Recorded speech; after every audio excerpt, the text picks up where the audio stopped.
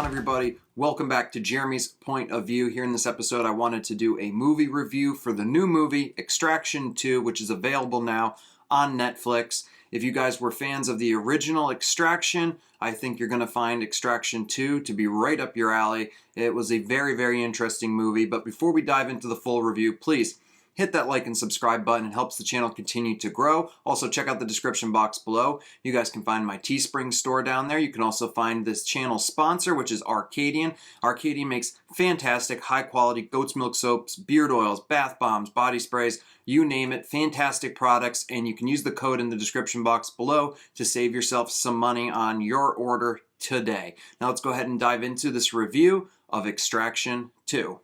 So, Extraction 2. Just like the original film, it is directed by Sam Hargrave, who I think does a phenomenal job here in the second film. This guy really, really knows how to direct action sequences. He knows where to put the camera, and he knows how to film it and really give you a visceral feel to all of the action sequences. Also, once again, it's written by Joe Russo.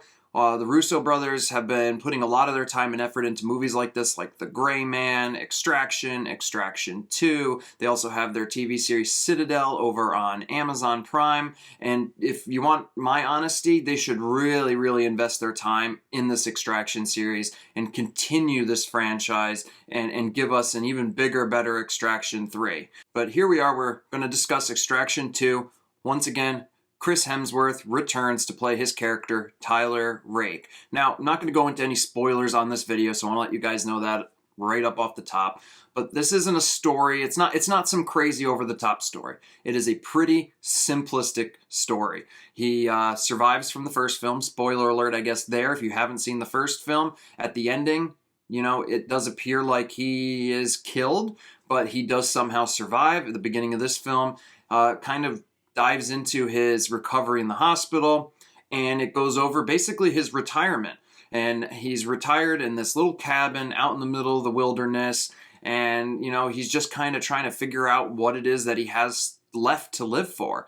And while he's there, Idris Elba comes and visits him, and it does look like Idris Elba's character is going to play a bigger role in a potential sequel. Idris doesn't have a ton in this particular movie, but he is in there for a few minutes, basically to hire Chris Hemsworth's character for another mission and bring his team back on board. So, just to summarize, the mission, this drug lord has his ex-wife's sister and her kids, basically, held hostage in this disgusting prison, and the job is to extract her and the kids from this terrible scenario.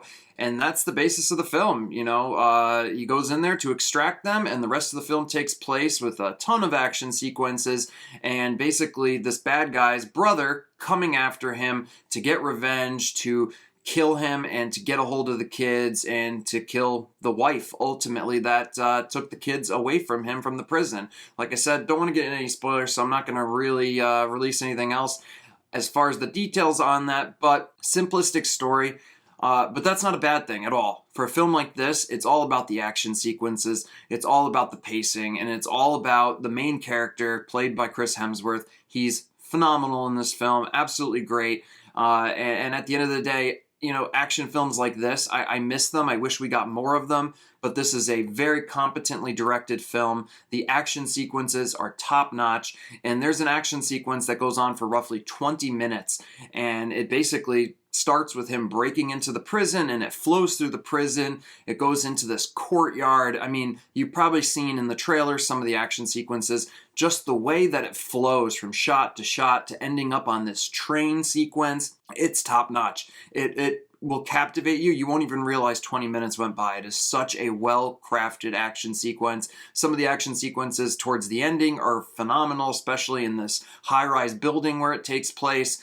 There's some really, really funny, as far as I'm concerned, deaths that take place where he uses different obstacles in different rooms. If you've seen the trailer, you've probably seen some of them. There's one where he kills this guy with a exercise machine. It's just super creative, super fun, and like I said, the way Sam Hargrave directs this film really puts you into the action. It just feels very visceral. It feels very real and lifelike. And, you know, when we get films like this, like John Wick, and we see the job that the stuntmen along with Chris Hemsworth have done, to really bring these action sequences to life. It's great. I absolutely enjoy films like this. This is a popcorn flick that you can sit down and enjoy, and I can 100% recommend you take the time to go see this. If you are a fan of the original Extraction film, this movie ups the ante, takes it to a whole nother level, and I'm excited to see where the potential for this series is, where it could go, what we could get in an Extraction 3. I, once again, won't dive into spoilers, but the ending does set up a pretty wide open opportunity for an Extraction 3 film, and I'm on board for it. The only regret I have ultimately with this is that we couldn't go see this in the theaters. I love that it was released to Netflix, got to sit down, watch it on my couch, and I've got a pretty awesome TV downstairs to watch it on, but man, I would have loved to have seen this film on the big screen, and I really, really hope that if they do push forward with an Extraction 3, that they not only release it on Netflix, but give us a theatrical release, even if it's a limited theatrical release.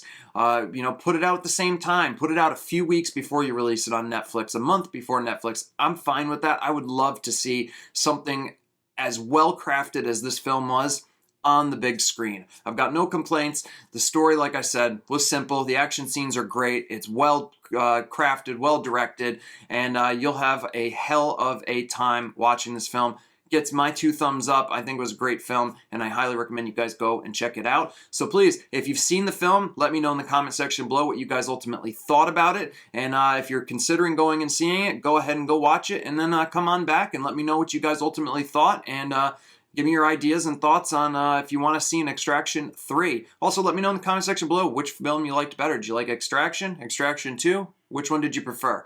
But ultimately, go ahead and do that. Check out the description box below for my Teespring store and for the channel sponsor. Once again, there's a discount code below that will save you some money on that. And once again, hit like and subscribe, and I'll see you guys on the next episode of Jeremy's Point of View. Until next time, peace.